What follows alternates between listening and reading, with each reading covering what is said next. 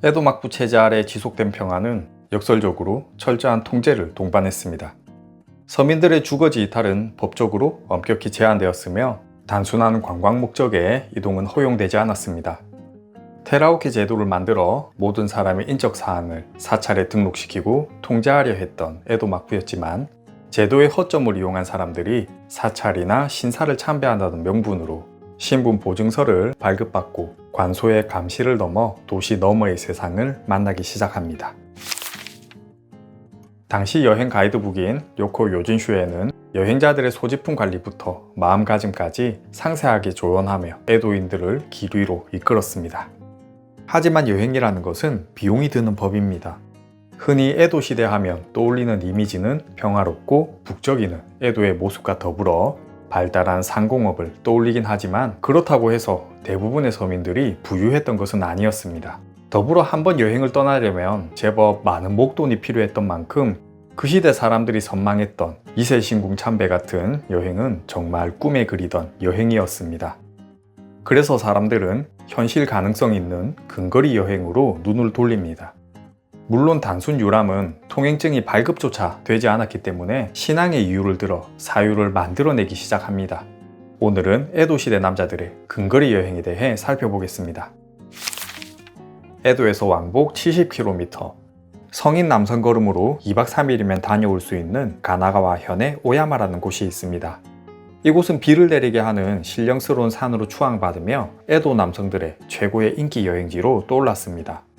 특히 불과 맞서 싸우는 소방관 같은 직업을 가진 남성들에겐 반드시 한 번은 들려야 할 장소로 여겨졌죠. 이들은 오야마코라는 상호 부조 성격의 신앙 조직을 만들어 매달 돈을 모았고 추첨을 통해 선발된 이들은 대표로 참배 여행을 떠났습니다. 여기서 주목할 점은 코라는 계모임 앞에 붙은 오야마입니다. 단순히 오야마는 이들이 여행하고자 하는 목적지를 나타내지만 통행증을 발급받기 위한 하나의 전략이기도 합니다. 한 예를 들어보겠습니다.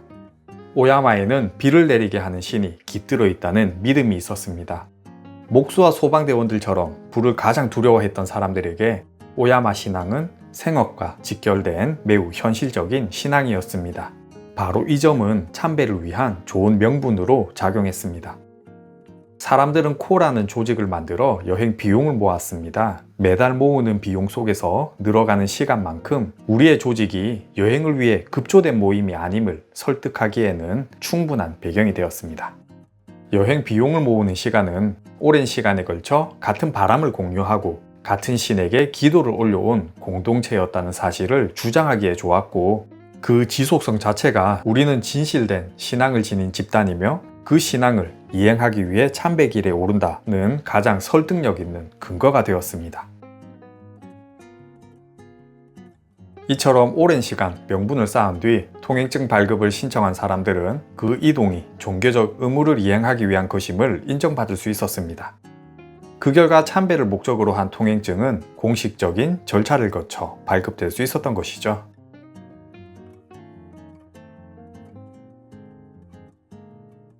에도에서 오야마산으로 가는 순례는 음력 6월 27일부터 7월 17일까지 여름 산악 기간에 집중되었습니다.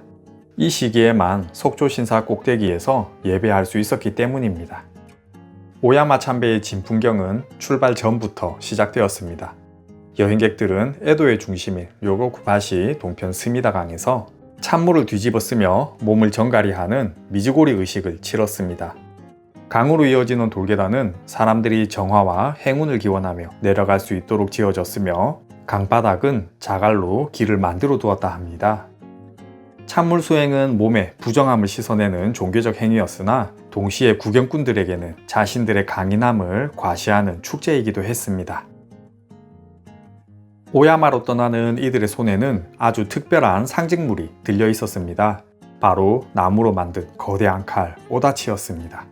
미나모토노 요리토모가 오야마 신사에 자신의 칼을 복납했다는 전설에 따라 이들은 수미터에 달하는 가짜 나무 칼을 어깨에 메고 행진했습니다. 이러한 모습은 오야마 참배객들만이 가졌던 독특한 표식이었습니다. 에도에서 출발해 사가미국에 도착한 사람들, 이들은 입산하기 전 폭포 앞에서 또 한 번의 미즈고리 의식을 치릅니다. 스미다강에서의 의식이 축제를 떠나기 위한 출발의 정화였다면 이곳 폭포의 정화는 신이 있는 산에 들어가기 위한 정화였습니다. 이렇게 의식을 모두 끝마친 뒤에야 참배객들은 본격적인 등반에 나섭니다. 해발 1252m의 오야마는 결코 만만한 산이 아니었습니다. 이들은 오토코자카라 불리는 가파른 돌계단을 오르며 숨을 몰아쉬었습니다. 비로소 산 중턱에 아후리 신사에 도착한 이들은 하사에 메고 온 나무칼을 복납하고 농사에 필요한 비를 내려주길, 그리고 에도의 거리에 화재가 나지 않길 빌었습니다. 당시 기록에 따르면 오야마는 항상 안개가 자욱하고 비가 자주 내려 아메후리야마라고 불렀는데 참배객들은 이 비를 신의 응답이라 믿으며 기뻐했다고 합니다. 참배를 마친 뒤 산을 내려오는 순간 이들의 여행은 180도로 뒤바뀝니다. 이는 오야마 참배의 진정한 묘미라고도 불리는 쇼진 오토시입니다. 금욕을 끝내고 세속의 쾌락으로 돌아가자는 의미를 지닌 이 의식은 오야마를 벗어나 인근의 후지사와 숙소나 에노시마로 이동하여 온천욕을 즐기고 그동안 참았던 고기와 술을 마음껏 즐겼습니다. 심지어 유곽을 방문하는 것도 이 쇼진 오토시의 일환으로 묵인되었습니다. 신령스러운 산에서의 고행 끝에 맛보는 세속의 즐거움은 에도 남성들에게 다시 일상으로 돌아가 고된 노동을 견딜 수 있게 하는 강력한 원동력이 되었습니다. 다시 에도로 돌아온 이들은 마을 사람들의 환대를 받았습니다. 이들은 여행지에서 사온 작은 부적이나 오야마 고마라 불리는 나무팽이를 선물로 나누어 주었는데 이는 자금의 흐름을 원활하게 해준다는 의미가 있다고 합니다. 참배를 무사히 마친 남성들은 마을에서 신성한 기운을 받아온 자로 대접받으며 평범한 서민에서 잠시나마 일상의 영웅으로 격상되었습니다. 에도시대 남자들의 여행 이야기 어떠셨나요? 다음 시간엔 여자들의 여행 이야기로 돌아오겠습니다.